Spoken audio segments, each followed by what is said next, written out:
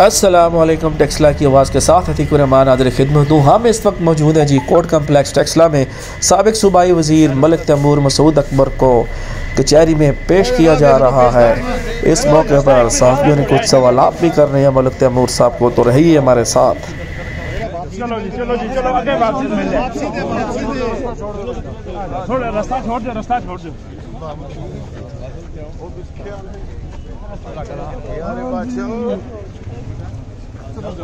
रास्ता छोड़ दो भाई, रास्ता छोड़ दो।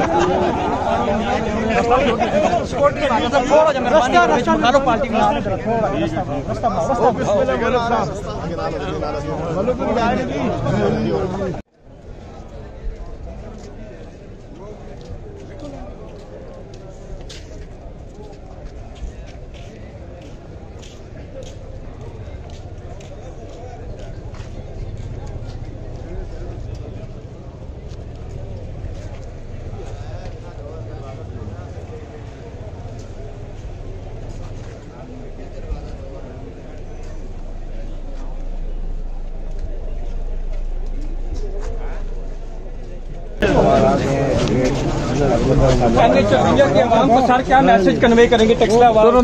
जी जी जुल्म का सूरज डूब के रहेगा इंशाअल्लाह।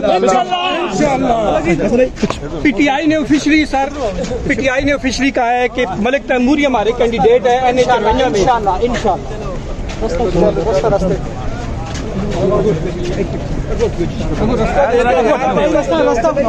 पीटीआई ने ऑफिशियली कहा है कि मलिक तैमूर साहब हमारे कैंडिडेट है।